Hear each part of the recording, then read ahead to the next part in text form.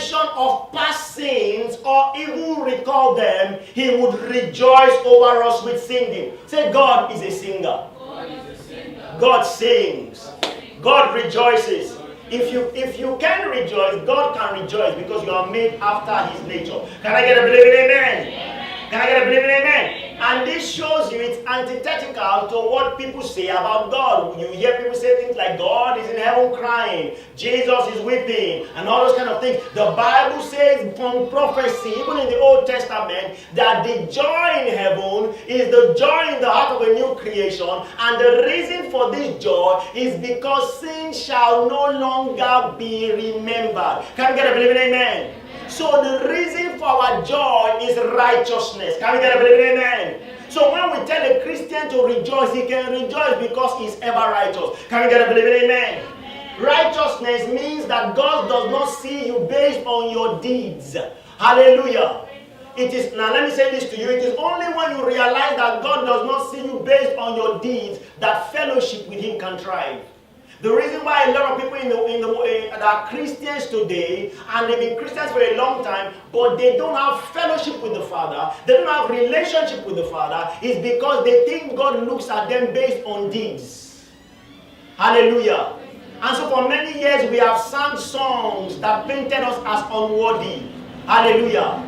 We don't know what we are doing, but we sing songs like, Lord, we are coming into your presence. We sing songs like, cast me not away from your presence. We sing songs like, down at your feet is the highest place. We sing songs that make it look like God has not done anything concerning sins. And though we are in church and singing those kind of songs, we leave church condemned. Hallelujah. That's why the New Testament Christian is one that rejoices based on the fact that his sins have been forgiven. Can we get a believing amen? Turn to your neighbor and say, my sins have been forgiven. And my iniquity you remember no more. You know, it's quite interesting why a lot of people say things like, it can't be possible. How can your present, past, and future sins be forgiven by God? You need to understand that when God paid for sins, all your sins were in the future. Hallelujah. I said hallelujah.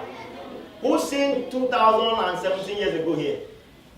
None of us. So for God to be a God that forgives sins, and that sin and that forgiveness would affect us, he must be a God that has the capacity to forgive future sins. That's why the Bible says that he actually went in once and for all, and he paid the price, and the present, past, and future sins of the believer. The price for sin has been paid. Can we get a believing amen? And the good news about this is that, listen very carefully, because we must reaffirm this. The good thing about it is that God did not pay the price of the sins of the Christians. You know, we must understand who a Christian is. A Christian is one who has taken advantage of what Christ has done. But Christ actually paid for the sins of the whole world. Can we get a believing amen? 1 John chapter 2, 1 and 2. You need to always remember, you are not permitted to have an opinion when scriptures are speaking. The Bible says that, my little children, I commend you, please do not sin. But if any man sins, we have an advocate, Jesus Christ, who is the propitiation for our sins, but not our sins only, but the sins of the world. Come and say the sins of the world. Because until a Christian understands that in Christ condemnation does not exist, he can never be bold with God. He can never do much for God. He can never heal the sick, cast out devil, raise the dead. Everything will make him afraid because he does not know his stand with God. Why? People always ask me all the time, why is it that we have weak Christians today? Why is it that we have fearful Christians today? Why is it that we have those kind of people? The reason is simply because they have not come to understand that the sin issue has been dealt with once and for all. Can we get a believe it? Amen? Amen. And you see, you need to understand it. Like I always tell you, the way the devil operates in the church, the devil does not operate the way people think he operates. Because your life is only going to be changed by what you hear, the devil must influence what you hear. That's why you realize that most of the times, anything that is of God that will increase your fellowship and relationship with God, the devil will raise men to be against it. That's why you should not be angry when you realize that men are against the truth about forgiveness of sins. Can you get a believing amen? The first person that died in Jesus' name, his name is Stephen. That's what happened to him. He declared that, you know what, in Christ today, all sins, present, past, and future have been forgiven. They stoned him. And who allowed them, who did they yield to stone him? They yielded to the devil. Because it is the devil that is roving around looking for who to declare that God has not forgiven sins. Tell your neighbor, God has forgiven all sins. Come on, declare, God has forgiven all sins. Because from here we are speaking to the world, it's important for me to say as well that people always bother with the ideology, concentrate, they bother with the ideology that if God has forgiven the sin of the Christian, are you not telling the Christian that the Christian can go on a sinning binge? Can he not just go and sin anyhow? However, God has forgiven him of his sins. That's a valid question. In fact, let me say this to you, church. If they don't ask you that question when you are preaching the gospel, you have not preached the gospel. I'll say it again. If they don't ask you that question when you are preaching the gospel, because they asked Paul that question, are you saying that we shall continue in sin that grace may abound? You need to understand that when we tell us that our present, past, and future sins are forgiven, we are talking to a new creation who has a changed heart. Say a changed heart. Say he has a love nature. He has a love nature. So the new creation normally does not want to go and sin. If he has desires for sin, it's because he has been looking away from Christ. Can we get a believing amen? Hallelujah. Hallelujah. Have you noticed that a normal human being, though there's water running in his house, he doesn't want to get dirty because there's water in his house? Hallelujah. Hallelujah. You don't take out insurance so you can crash your car. You take out insurance for your protection. Can I get a believing amen? Hallelujah. I said hallelujah. Say my sins have been forgiven. My iniquity you remember no more. Come on, shout hallelujah. Are you happy about that? Shout hallelujah. You know, we have a couple of, good news. We have different kind of good news this week. And I'll share them with you before I get into preaching. I know a lot of you have heard that we've said that we are going to be having flash drives that will have a minimum of about 15 messages that we'll be giving to everybody in church, and also we will be doing this for as many people as want this, because we have a ministry to share the message around the world. Not only that, we have a book that has been published that is coming out very soon. It's going to be out towards either the first week in November. Hallelujah. People don't seem excited. Okay? And this book will shatter religion in such a way that religion will run. It's going to do a missing boat on us. Religion will really run. Hallelujah. And what we are doing as a church is that we want to ensure that 50,000 copies of that book is given out for free. Because we are radically going to change the entire continent. Because we want to. Can I get a believing amen? Hallelujah. We will do it. It's nothing. We will do it. Hallelujah. Not only that, when you get to read the book, because you have it first, when you get to read the book, you will see why every Christian should have it. If every Christian had that book the moment they gave their life to Christ, we will not have the crisis that we have today. Hallelujah. So we are going to be ensuring that we give it to as many people as we can, to help them in the renewing of their mind. All the topical issues in the body that seems to cause confusion is clarified in the book with patience. Hallelujah. All right. And the final good news that we have this week for us is that, a new book has done that we look at what we have been looking at for the last 4 weeks. We have said that the book of Hebrews is a book that was written to a Jewish community that comprised of Jewish believers and Jewish unbelievers. And the man that wrote that book was tackling issues that would occur in the mind of a Jewish man. He helped the Jewish man understand from chapter 1 that though they held by the prophets in the Old Testament, in the New Testament, God today speaks by his Son. Can we get a believing amen? Amen. He also told them that though they are used to the ministry of angels, there is one greater than an angel who has occupied the position of sonship. Can we get a believing amen? Amen. And he helped them know from that book that sonship is the highest position in God. What is the highest position in God? Sonship. Church, talk to your neighbor. What is the highest position in God? You can never graduate, neither can you be promoted. And you get it and you become a son the day you become born again. Can we get a believing amen? Amen. That's why you need to understand that the idea that you're a son of God is so powerful that when you have a revelation of sonship, demons become people that fear you. Or they become entities that fear you. How do we know? The Bible talks about the madman of Gadara. He was mad. But madmen who have been possessed with demons, they see sonship. What do they see? Sonship. The Bible says that he has been tormenting the whole city. Then Jesus Christ came. Then he said, please do not torment us before our time. Because we know. What did he say you know? Did he say we know you're a mighty person? We know that you can heal? No, he says, we know. I know that you are the Son of God. Hallelujah. Amen. Hallelujah.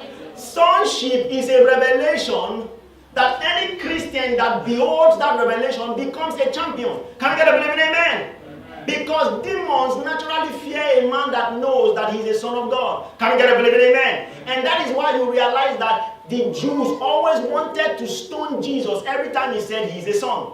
Because that declaration of sonship is a warfare on its own. Can we get a believing amen?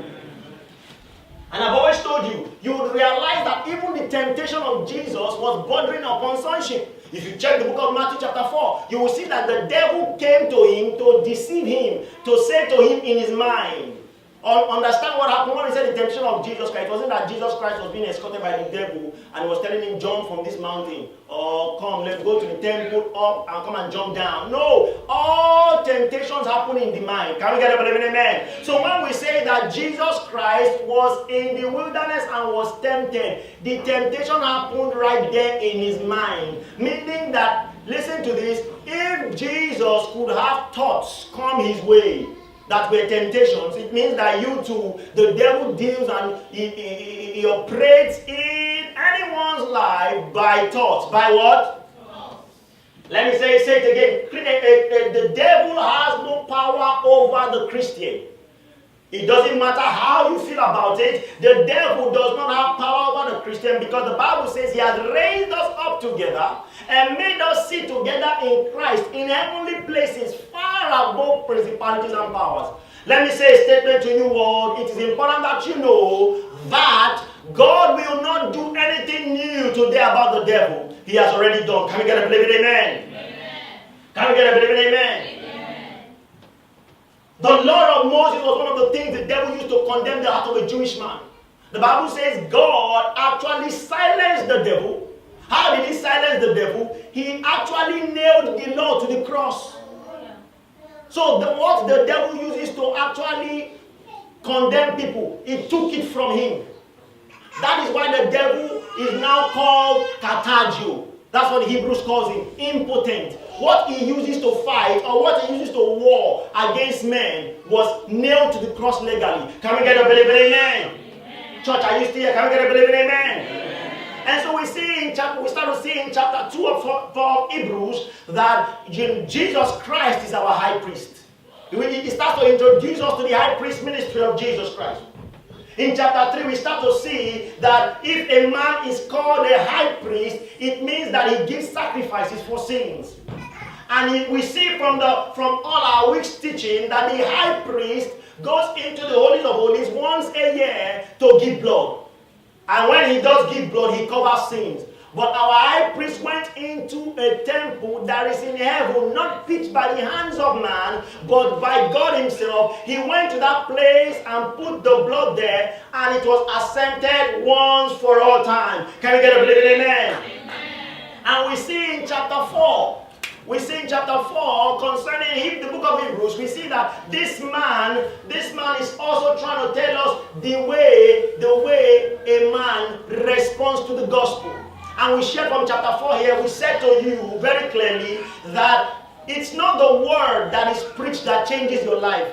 It's your response to the word that changes your life. Can we get a believing amen? Amen? The Bible says that the same gospel that was preached unto us was preached unto them. But that same gospel did not profit them, having not been mixed. Say there must be an interaction with the word of God. Come on, talk to me. There must be an active interaction with the Word of God. Say there must be an active interaction with the Word of God. That's how it profits you. God doesn't have preferences. God doesn't have favorites. It is an interaction with the Word of God that produces anything for you. Hallelujah. Let's look at an example, for example. Let's look at Hebrews chapter 13, for example. Hebrews chapter 13. Let's look quickly. Let's start to read from verse 5. Let me show you when we mean an interaction with the scriptures is what actually changes your life. Verse 13 says, Hebrews 13 verse 5, let your behavior be without covetousness, and be content with such things as you have. For he has said, I will never leave you nor forsake you. What did God say? What did God say? You know, the moment you see this scripture and you ever pray in your life again, oh Lord God, we are going, go with us, there's a problem. There is a major problem. You have not interacted with the Word of God. You have taken the Word of God and you have put it aside. You might have done it subtly, but that's what you have done. However, if you say this, if you respond like this, hallelujah, I shall be content because I know God will never leave me nor forsake me. God is now my helper. Can we get up and believe in amen? That is the way you interact with the Word of God. The Bible says that's how the Word will profit you. That's how the Word will do what? Profit you. There's an interaction you have with the Word. Hallelujah. So he now says, I will never leave you nor forsake you. Look at those words. That word will make you a champion. If that's the only word they give you to go to anywhere in this world, it's okay. I will never leave you nor forsake you. That's the word that he gave to Joshua. See the great things that Joshua did. Hallelujah. That's the word he gave to Moses. Just the word. He said, I will never leave you nor forsake you. What should you do? Look at verse 6. What should you do? So that you may boldly say. So that you do what? George, did he say that you childishly say? So what is the boldly saying there? The bold speaking there is your response to what he has said. Hallelujah. Your what? See what he said in this place. So I will boldly say, the Lord is my helper. The Lord, I will not fear what man can do to me. Because of what God has said, you now have boldness to say something. Yeah. Hallelujah. Church, hallelujah. Church, hallelujah. That's how the word profits you. He has said he would never leave me. So wherever I go, he never leaves me. So now I can boldly say, the Lord is my helper. I'm always helped of God. I can boldly say, the Lord is my healer. I'm healed of God. The Lord is my supplier. I'm supplied of God. The Bible says this person is making an interaction. This is what we call the koinonia with the word. He's having a fellowship with the word now. He's not going to allow the word just be like that. Hallelujah. It's just like how you receive salvation. What we are telling you about is not difficult. How did you receive salvation? You heard the message that somebody died and somebody came out of the grave. And the moment he came out of the grave, you came out of the grave with him. You became a new creation. You have the Spirit of God. You have the love of God inside of you. You have the nature of God. You didn't just say, wow, he tried. No, you said, I believe. I believe that Jesus. And the Bible, look at, the principle is the same. The Bible says, we believe in our hearts, we become righteous. We confess with our mouth unto salvation, the full experience. It is the same way you live in the Christian life. Even in your daily walk, the Bible says, you hear the word of God, you respond, I believe, and you declare what was said. Hallelujah. Hallelujah. David was a specialist in this. When you see this at his level, I still call him a specialist. David would declare, the Lord is my shield. The Lord is my rock. The Lord is my helper. The Lord is my way maker. The Lord is my all in all. Hallelujah. He said, the Lord is my strength. The Lord is my keeper. The Lord is my shield. He said, the Lord is my high place. Look at that. He responded. He responded to the word of God. And that's what the Bible is teaching us here. Our response to the word of God is crucial to our experience. Is what? It's crucial. Let me tell you something. It really doesn't matter how you feel. Hallelujah. It doesn't matter what you see at the moment. If you adopt the attitude of a Christian, you will have a testimony. It doesn't matter. Many people come and tell us big stories of how this is the problem. What are we going to do? He has said he will never leave me nor forsake me. So that must mean he is my wisdom. Really? If he is my wisdom, and this brother still doesn't know what to do. He still doesn't know what to do. But he has come to the cognition. He has said, if he is with me, he didn't leave his wisdom at home. His wisdom is with me. Glory to God. So I cannot be foolish. I am God. No matter how stupid I am, I am God. We're wise now. Hallelujah. Hallelujah. That's how the word profits you. That's how it profits you. If you don't do anything with the word of God, you put it under your pillow, you sleep on it, it doesn't do anything. The word of God interacted with. Say interacted with. Interacted with. Interacted with. You must interact with the word of God.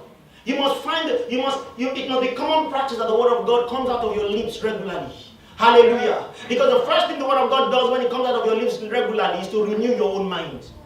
Hallelujah. Because you need to understand that the devil deals in your heart. He doesn't deal. Forget all this flying at night. It's all the idea of what do you call that now?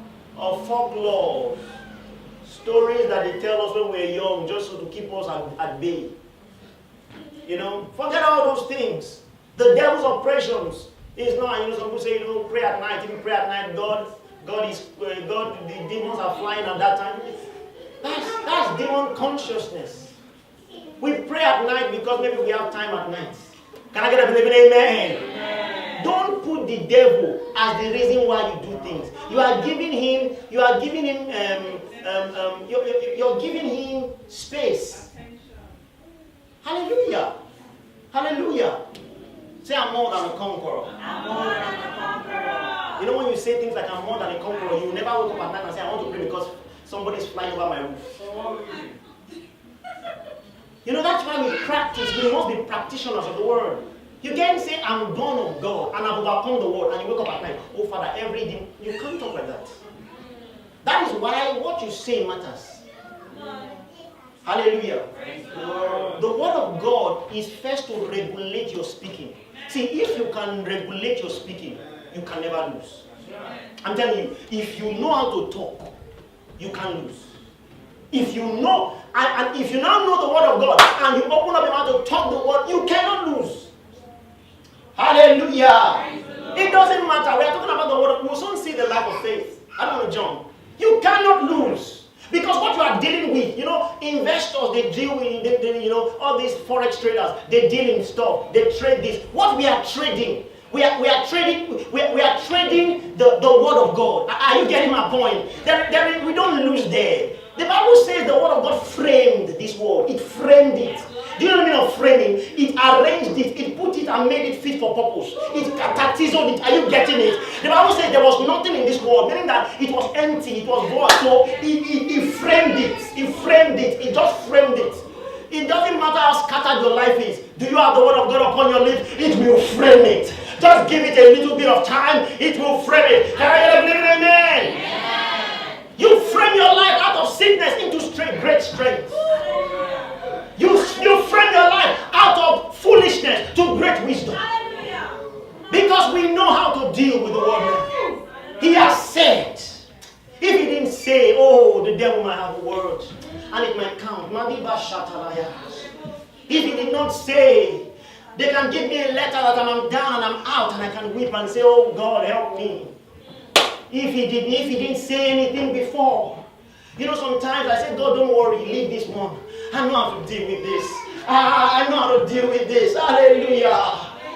If he didn't say something, we have nothing to war with. We have nothing to stand on. Hallelujah. If he didn't say, But glory to God, he said something. Hallelujah. He said, hallelujah. And so we interact with what he said. Thank you, Lord Jesus. And then we move to verse 5 and verse 6 and verse 7. We start to hear about how Jesus Christ paid the price through his blood, the high priest doing all that. We then get to chapter 10 and tells us that he paid the price once and for all. There is no more remembrance for sin. He tells us that the blood of Jesus is for sin. Tell everybody the blood of Jesus is for sins. Hallelujah. Then we go very quickly to verse 26. Hebrews 10 verse 26. And this is a major discussion amongst many scholars around the world. And you know, like I always say, the wisdom of God is in a simple common sense of reading the Bible in context. Hallelujah.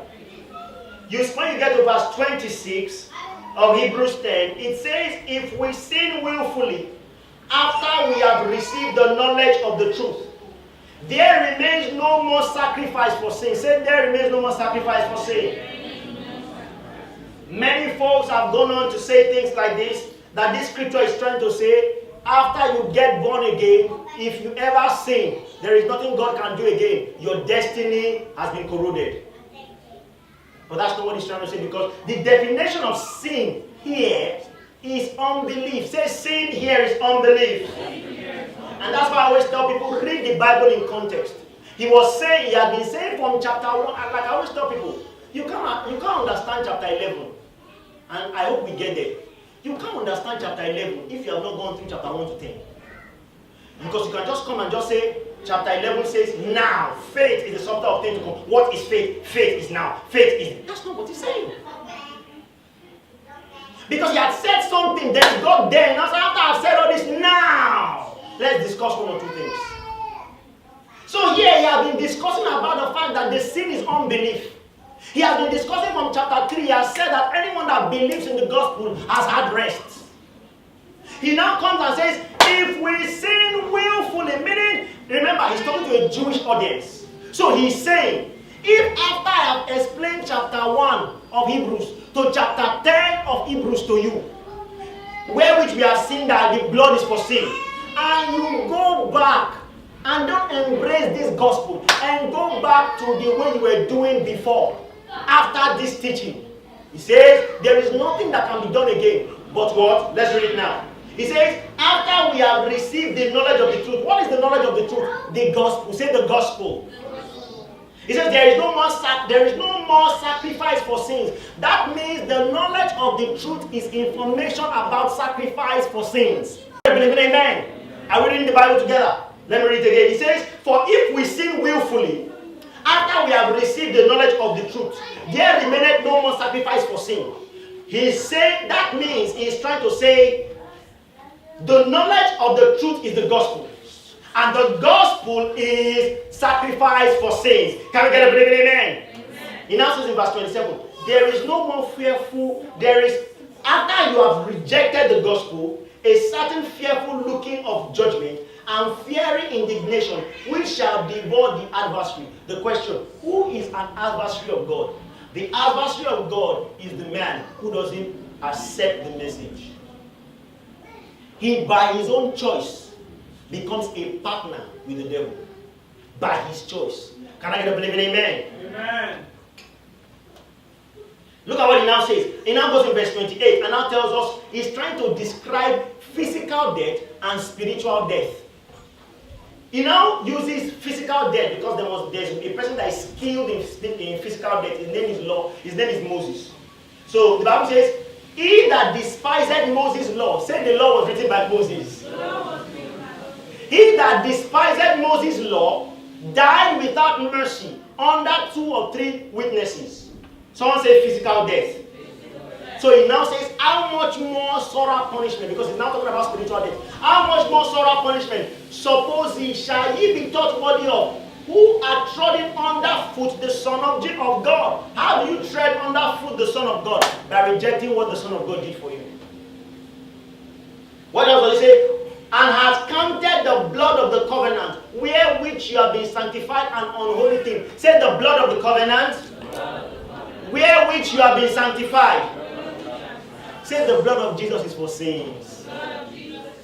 Are you seeing the clarity? He said the blood of Jesus is for sanctification. It's for what? Sanctification. He said the blood of Jesus wherewith we have been sanctified. And like I said, and I'm going to say it again, the blood of Jesus is not for pleading, it's not for sprinkling, it's not for drinking, it's not for covering. That's an abuse of the blood. The blood of Jesus is used by Jesus alone. By who? Jesus. And what did he use it for? It appeared before the Father for sins. Can we get a believing amen? Can we get a believing amen? He says to us, we have counted the blood of Jesus,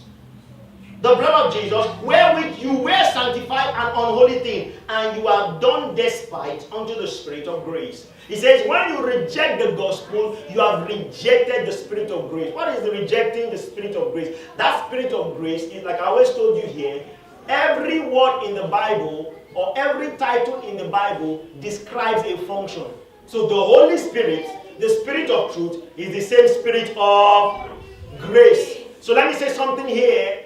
The Spirit of grace can never be behind killing people. The Spirit of grace can never be behind. The Spirit of grace is only grieved when the gospel is rejected. Hallelujah. And that's why the ministry of the Spirit of grace to an unbeliever is to tell him the gospel through the lips of men. Hallelujah. I said hallelujah. I said hallelujah. So this scripture here shows us very clearly that he is not talking about if you sin after you get born again, you are lost. He's just trying to tell us if a man does not receive the gospel. In Hebrews, sin is a function of rejecting the gospel. Can we get a believing amen? Amen. Then he says to us in verse 30 and 31, because people use that a lot, for we know him that has said, vengeance belongeth unto me. I will recompense, saith the Lord. And again, the Lord shall judge his people. It's a fearful thing to fall into the hands of the living God. Now, people come and say, it's a fearful thing. People just take out that scripture. It's a fearful thing.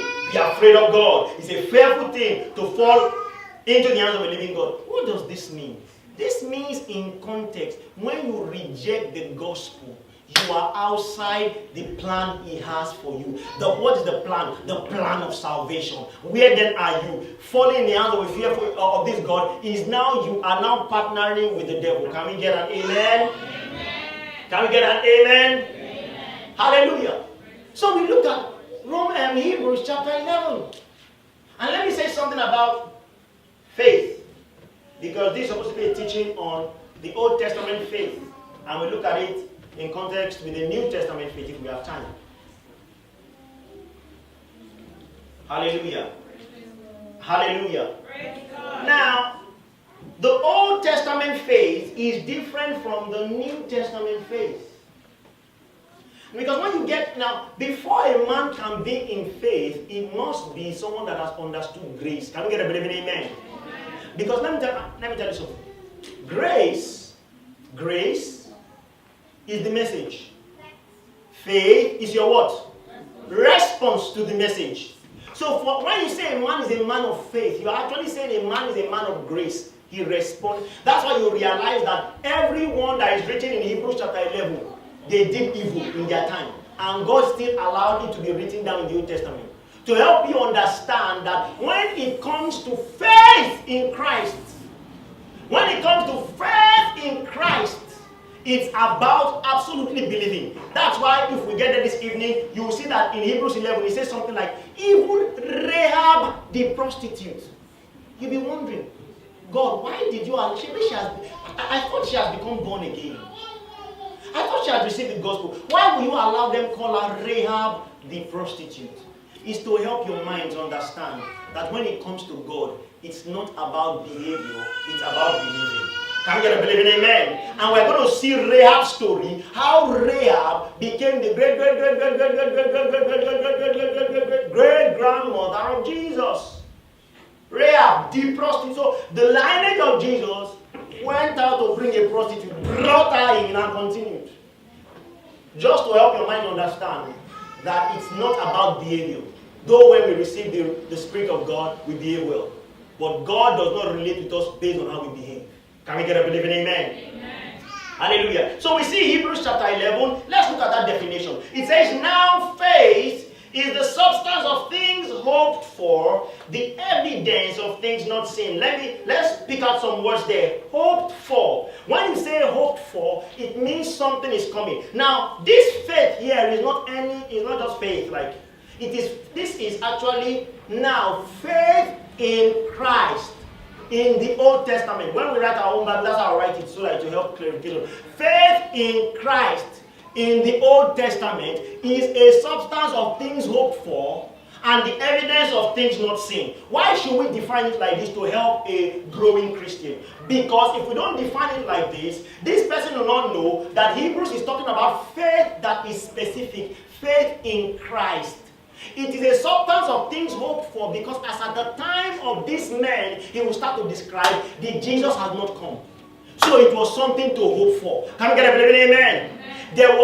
Now it says the evidence of things not seen. The evidence is the Greek word there, like you should know by now, eleko. Eleko means proof that brings conviction. So it means that something was said to these people that was a proof that gave them conviction on something to come. Can we get a believing amen? Let me say this quickly here, because I don't know if we'll have the time to get to the end of it. Faith in the Old Testament is about believing in a Christ to come. That is why faith of the Old Testament, faith in Christ of the Old Testament, has to do with symbols, signs, temples, illustrations, piecemeals. Can we all remember that? Can we remember that? Illustrations and piecemeals. Can we remember that? The prophetic ministry. That's why we say in the New Testament there are no signs, there are no symbols, there is no wine, there is no bread, there is nothing like that again, because those things, they were to point to a man that is coming. Hallelujah. Jesus did not ordain that people should be drinking blood today, eating bread today. Jesus clarified that in John chapter 6. He said, I am the bread of life. If you believe on me, you have life. He that eateth of this bread, he has life. So when he was talking of eating there, he was talking of believing on the gospel. Can we get a believing amen? The Old Testament is filled with symbols and signs because they were open and pointing to something. That is why if you understand the spirit of the New Testament, you realize that all symbols are gone, because symbols are to point to something. What are symbols for? For example, you're driving on the highway and you're going to Morocco. You're going to Morocco and you're driving and you look and it shows you a sign. This way is to Spain. You know you're in trouble, because that's not where you are going. It is pointing you to Spain. Have you noticed that if you're driving to a place and it says something like Spain, 100 miles, when you get to Spain, you stop seeing symbols saying Spain. Do you stop seeing symbols? Why do you stop seeing symbols? You're in Spain! That's why. Some say, Mr. what are you trying to say? You don't want to bring bread? You don't want to... No! We have come to Mount Zion. We are there now. We need the symbols for the people that we are open on things to come. We are there now. Tell them we are now in Zion. They were open for it. So all the symbols, everything, holy water, holy blood, holy everything, scarlet cord, everything, as we start to see, they were all pointers. We are now in Zion. We don't need pointers. We have the Spirit really domiciled in us. You would realize everyone that was using the signs and the symbols, they didn't have the Spirit of God living in them. Did you notice that? We start to see their names now. Abraham, Enoch, Rahab. They did not have the Spirit. Because when the Spirit is now here, there is no need for symbols and signs anymore. Let me say this to help people worldwide. People have said it, but we receive miracles. We receive miracles. Let me help. We receive miracles when we drink the blood. Why? Because we spoke the word. Did you get that? Yeah. Because in the new covenant, where words go, dominion goes. Are you getting my point now? It's not in the symbols, because symbols have lost their relevance. It's now in the words that are spoken that you have chosen to believe. Hallelujah! Church, hallelujah! So today our communion is by the Spirit. That's why you will hear our man of God say, the grace of our Lord Jesus Christ, the love of God, and the what? The sweet communion. Communion is from the word fellowship, koinonia, the fellowship of the Holy Ghost. It's revealed in us today. Because why? We are new creations. Can we get a believing amen? Amen. We have let symbols alone. Can we get a believing amen? Amen. Say we have let symbols alone. Alright. So he says that faith is substance of things hoped for. Hoped for, meaning it's coming. It's coming. All that the Old Testament faith was saying is a Jesus is coming. A Jesus is coming. So everything they were doing, though they did not know, the moment they obeyed, God counted it to them as faith. Because they were saying, by speaking, a Jesus is coming. But in the New Testament, our own kingdom, the new creation doesn't talk like Jesus is coming unto righteousness. What do we say? Jesus He's come. So our faith in Christ looks backward. Their faith in Christ looked forward. Our faith in Christ looked what? Or looks what? Based on what he has done. The faith of the Jewish man, where did it look? Forward. Based on what Jesus was going to come and do. If you're here and you understand what I just said, shout hallelujah. Hallelujah. Look at verse 3. Before we get into people, specifics, he starts to tell us that by faith we understand. Hey, what do we understand? Now, like I tell you, Hebrews, the New Testament, gives you a more vivid description than Genesis. He tells us how God, in the beginning, did what he did. He says we understand that the worlds were framed by the word of God, so that things which are seen were not made from things that do appear. So we see from Scripture, we see from the New Testament, the real ideology behind Genesis. Why Genesis was written for you. It was written for you so you can see how it happened. Because remember, when we have a revelation of God, we have a revelation of ourselves. When we have a revelation of God, we have a revelation of ourselves. We have a revelation of ourselves. So he tells you, now one of these you start to learn, when you start to understudy God, is that you learn how to operate too. He says we notice, we understand, we see that the words were framed. So God is about to create, and there is nothing. What does he do? He starts to use his words to create what he wanted to see. Hallelujah! Hallelujah! And he was creating from nothing. Just his word. Hallelujah. So it tells you how you are wired to operate. You are not wired to complain. Tell your neighbor what I just said. You are not wired to complain. You're not wired to complain. You're wired for catatizo. You are framing things. Are you getting my point? Say, oh, Pastor, is that true? Yes. You frame things. That's what the Bible says. He that wants to see life, enjoy life, and see good days. You frame your day. Are you getting what I'm talking about? The day might be empty, but you can frame it. You can frame the month. You can frame the year. By the spirit of prophecy, we start to frame. When we started off in 2017, we framed the year already. We said this year is our year of triumph. Can I get a believe in amen? We said the knowledge of the word of God is spreading through us. People are going to come and know the truth. We were framing by the spirit of prophecy. Hallelujah. We are framing. We are framing. And we didn't just call it triumph as if it was going to be for a year. We said it's our year of continuous triumph. Meaning that we are going to be triumphing forever. Can I get a believe in amen? Yeah.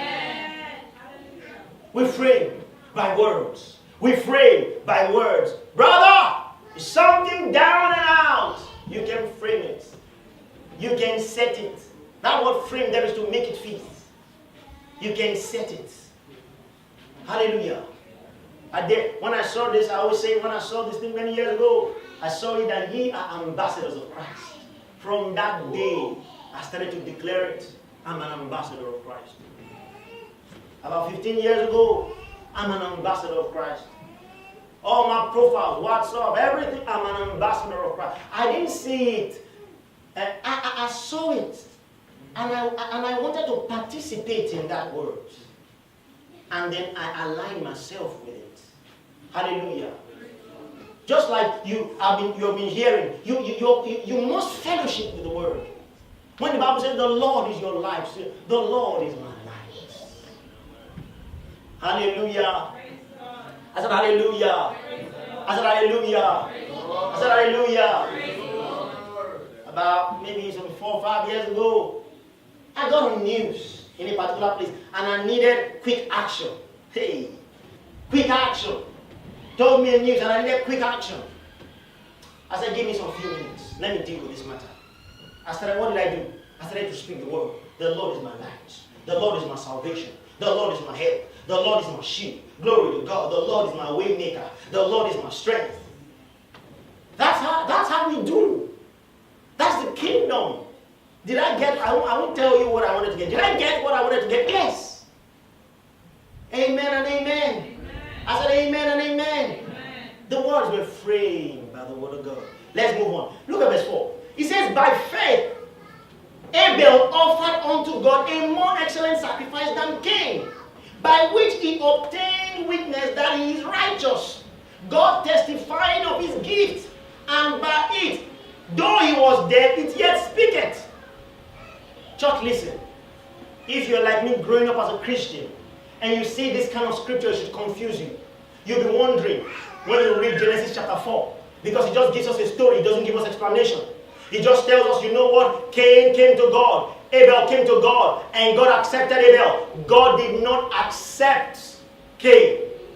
If you're not careful, you will start to look like God is a partial God. He likes Abel, he doesn't like Cain. He likes Jacob, he doesn't like Esau. He likes maybe the firstborn, he doesn't like the secondborn. Or rather, you say he likes the secondborn, he doesn't like the firstborn. Before you know it, the church is doing firstborn meetings. How to deliver the firstborn. That's how it happens. Because that is why the epistles are a treasure for you. It is an explanation. God doesn't want to be mysterious. God does not sit down in heaven with angels and say, let's confuse them today. Just going to do something that you say, wow, that's a big God. No. Everything is centered on Christ. If you don't know that, you will realize, you will think, oh, what did Cain do? He brought an offering anyway. God called for an offering, he brought an offering. But Hebrews chapter 11 explains it to us. It tells us that means for faith to be reckoned here, it means God spoke to Abel and Cain. God told them what he wanted. Because it must be a type and a shadow of Christ. What did Abel do? Abel brought what God wanted, a type and shadow of Christ, a lamb and its blood. What did Cain do? Cain disobeyed. Cain actually brought fruit of the ground, which was a type and shadow of works. To tell you, because everything must speak.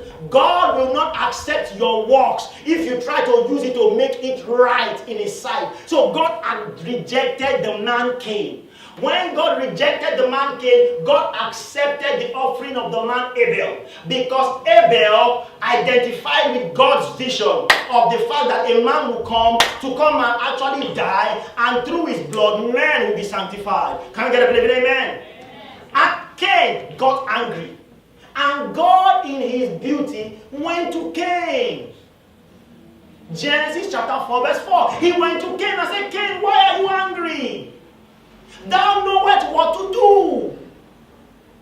If you do what you should do, you will be accepted. If you don't do what you are meant to do, that's one of the second place sin is spoken about in the Bible. Sin lieth at your door. Meaning after he did not give the offering that God wanted, God went back to him and said, young man, don't be angry. This is not an anger issue. Your anger does not move me. Do what you need to do. Bring animal and its blood. You will be accepted. If you stay along this way, Satan will reign over your life. What did Cain do? Cain stayed angry. Satan reigned over his life. How do we know? We don't know from the Old Testament. You just realize that all of a sudden, Cain has killed his brother. You don't know what happened. The Bible tells us what happened in 1 John 3. 1 John 3, the Bible tells us that, and Cain was of the evil one. So the moment he rejected, when God spoke to him again, Satan came and filled the man Cain's heart, and Cain killed his brother. Can you get a believing amen? Amen? What am I showing you? I'm showing you how to see the full picture of what happened in Genesis. But the Bible, what's our focus here? Our focus here is faith.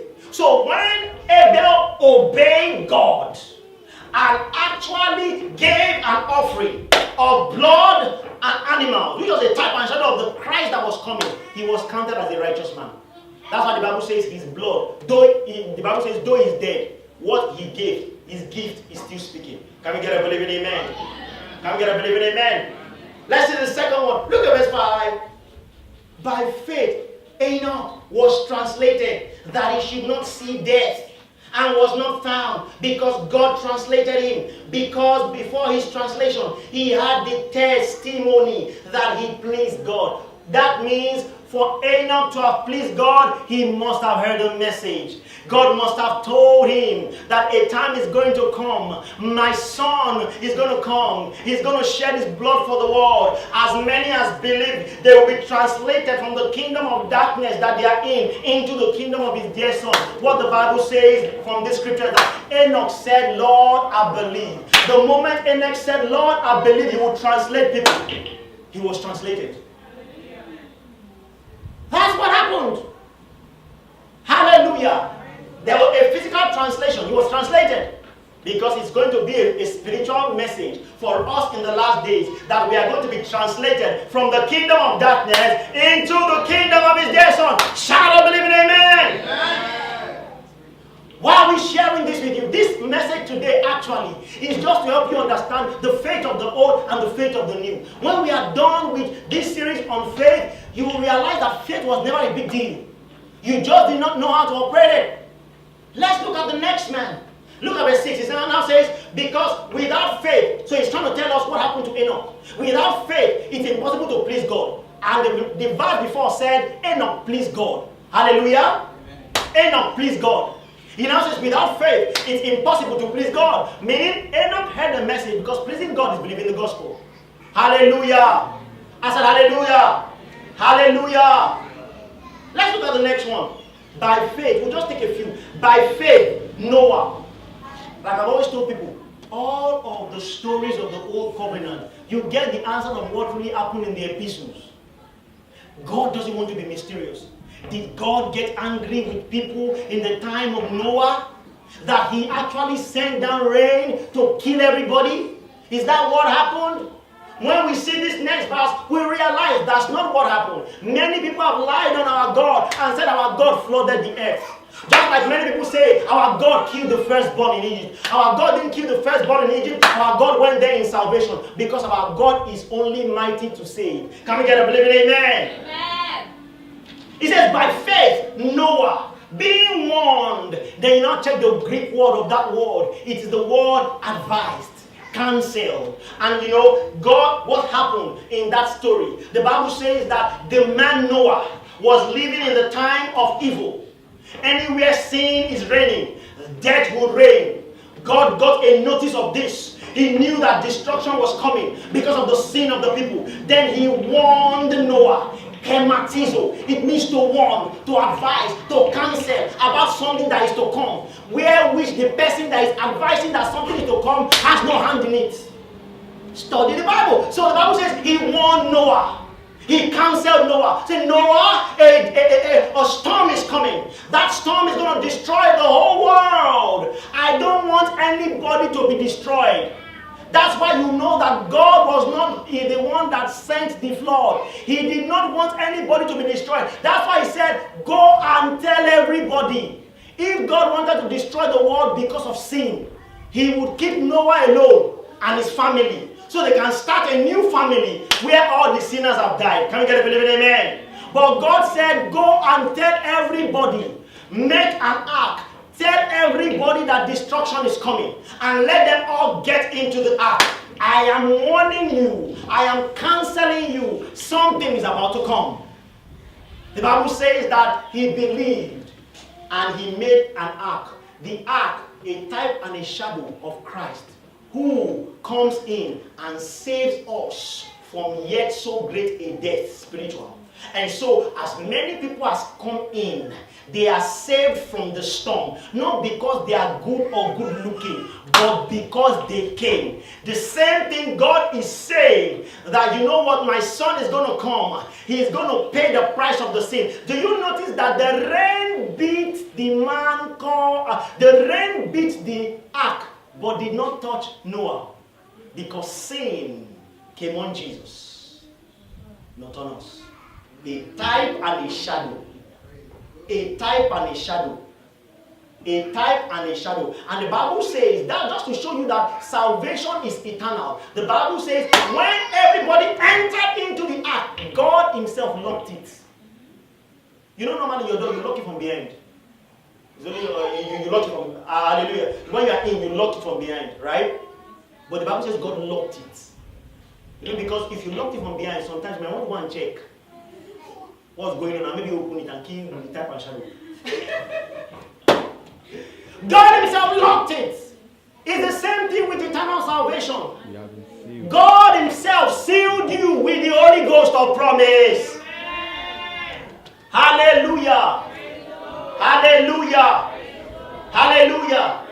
See, and as you start, why am I giving you these little examples about the life of faith in Christ of the Old Testament? You will start to realize that all of them were pointing. The Bible says Abraham was also called a man of faith. Why was he called a man of faith? You have to look at it in the scriptures yourself. The Bible says in verse 19 that Abraham was called a man of faith because God, he accounted that God was able to raise his son back from the dead. A type and a shadow of the time to come, where which his son, Jesus, will die for sin. And God will actually raise his son back from the dead. The Bible says for him to actually believe that, he was counted righteous. Can we get a believe in amen? All of the obedience of the men of the Old Testament to the type and shadow of Jesus was what made them righteous. Hallelujah. I said hallelujah. We see also there, if you read the Bible, it says by faith, Sarah was spoken to. That what did God tell Sarah? Through you, all the nations of the world shall be blessed. God was talking about who? Was talking about Jesus coming. His full view was Jesus coming into the world, and through that Jesus, all the nations of men will be righteous. The Bible says Abraham, and what's her name? Sarah believed. When she believed, the Bible says she got what she wanted personally, and as it were, it became a type and shadow of what God will do. Can we get a believe it? Amen. So all of these things are a pointer. Say a pointer. A pointer. We see the story here, Isaac as well, Jacob as well. You see people say, don't bury me in Egypt, because a time is going to come, the Lord will deliver his people. When he said the Lord will deliver his people, you would think he was talking about maybe the deliverance that of God of the Israelites from Egypt, but he was talking again about Jesus. Can we get a believe in amen? It was all about Jesus. The Bible says Moses as well was a man. He believed the gospel. The Bible says that in chapter 11 verse 26, he esteemed the greater riches of Christ, seeing the one that was invisible. That is why he despised his family. You know, he was born from his mom and his dad. He was given to who? The queen or the princess, who raised him up in royalty. And the Bible says he left the royal family and went to meet his own family. If you do not have this scripture, you will not know why. The Bible says it was because he believed. He believed in the message. He esteemed Christ's greater riches. Hallelujah. That was the reason why he even did what he did and even ran away from his family. Praise the Lord. Praise the Lord. Look at verse 28. Why are we sharing all these things with you? I want you to see faith in Christ, the Old Testament. When we have time, we are going to look which next week, before we end our last series, we thank you, Lord. You know, next week we are going to look at faith in Christ, the New Testament. All here. It's very simple.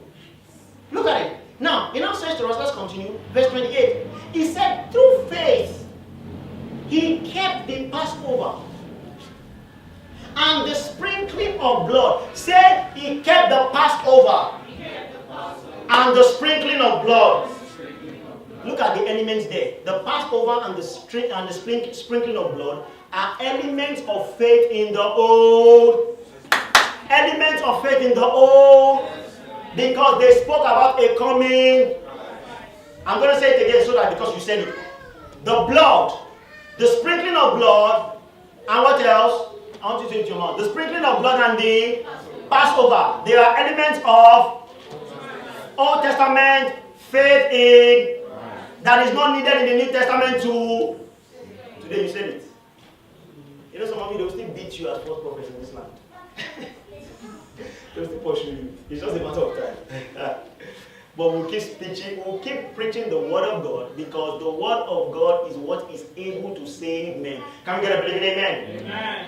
He says, through faith, he kept the Passover and the sprinkling of blood, lest he that destroy the firstborn should touch them.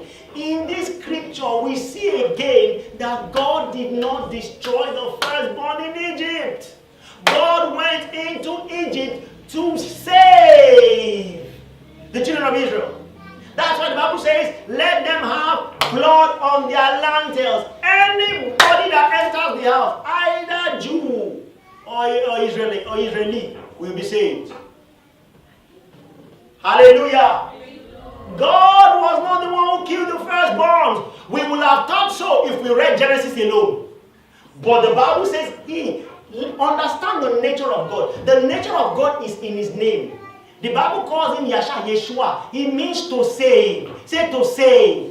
God is only in salvation. God's power is demonstrated in saving men. God is not into destruction. He is into salvation. He is mighty to save. The Bible says God in the midst of you is mighty. How? He will save. The God ability is in salvation. Hallelujah. Hallelujah. You see it again. The Bible says in verse 29, is it God that killed Pharaoh? You say God, if you read the book of Genesis alone, you will say it's God who killed Pharaoh. Hallelujah. You say God is the one that killed Pharaoh. How did he kill Pharaoh? You say God planned this, God planned that. No. Hallelujah. Are we here together? Church, are we here together? How did Pharaoh die? Verse 29. By faith. They passed through the Red Sea as by dry land. How did they pass through the Red Sea? By faith. How did they pass through the Red Sea? By faith. So when the Red Sea was divided, the Bible later tells us in 1 Corinthians 10 verse 1 and 2, the Bible tells us that this division of the Red Sea and they passing through the Red Sea was a type and shadow of baptism.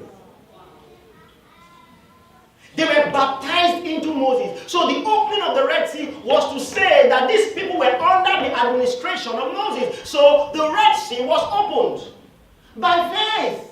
Because it's not normal to walk through the Red Sea. Can we get a believing amen? Amen? The Bible says, remember the children of Israel, they walked through the Red Sea by faith. So as long as faith was involved, they were walking through the Red Sea. And when they were done, the Red Sea closed back. The Red Sea did what? Unfortunately, Pharaoh and his boys were in the middle. And we always ask this question, is it normal for a human being to go into the Red Sea, even if you see that it's divided? No. Is it normal? No. They killed themselves. If a man jumps from up and goes down, who killed him? You don't say God, you don't say the law of gravity. He killed himself because by faith, other people walked through the Red Sea. They did not go by faith. They did not know anything about the death and resurrection of our Lord Jesus Christ. Neither did they believe in it. And so the division of the Red Sea was not for them. After the last person passed the Red Sea, what do we see happen? The thing closed up. Why am I sharing all these things with you? The faith in the New Testament, the faith of the Old Testament is a type and shadow of Christ. It helps you understand God better in his nature. Say in his nature. Say in his nature. Say in his nature. If you get a hold of the epistles, you know God in his nature. You know what God can do. You know what God cannot do. Even if you don't have a full explanation for it, you just know your God doesn't do that. Because your God's name is Savior. His son came in, Jesus, the one who saves. What kind of salvation? He will save from sins. Can we get a believe in amen? Can we get a believe in amen? How many people have enjoyed the expose about the Old Testament that we have seen? If you look through, there are many more. There are many more. I'll take one last one, and then we close.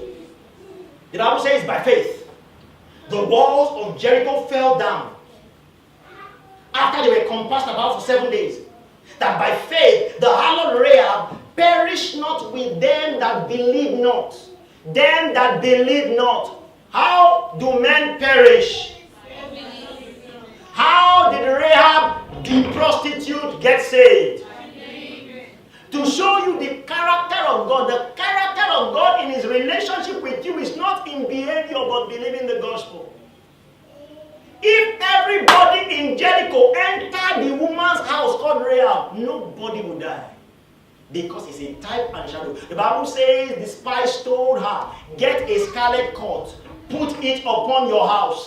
When we see that scarlet cord, you will not be destroyed. A type and a shadow to show it doesn't matter the destruction because of the blood, which is a type and shadow of who we are now in Christ. By the blood we are now saved. It doesn't matter what anybody preaches, we are eternally saved. Can we get a believe in amen? It doesn't matter, we are eternally saved. Our eternal redemption is not in question. Because Rahab the prostitute was saved. Can I get a believe in amen? Because she believed on Jesus. The faith, I conclude with this statement. The faith of the Old Testament was pointing to a man called Jesus.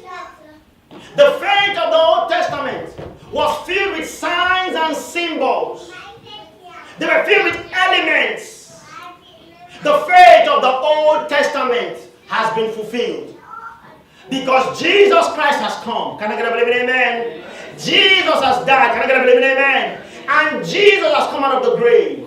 And we here are the testimony that he did. Because we are now new creations. And the Spirit of God dwells in us. So today, no more do we look unto symbols. No more do we look unto new moon, first moon, full moon, Pentecost, Passover, trumpets. No more do we look unto water, blood, feet washing, any other things, blood of sprinkling. Everything spoke. Today it's all fulfilled, and we can say today we are new creations. The old has ended and the new has come. Rise upon your feet. Rise upon your feet this evening. Hallelujah. Hallelujah. I said hallelujah.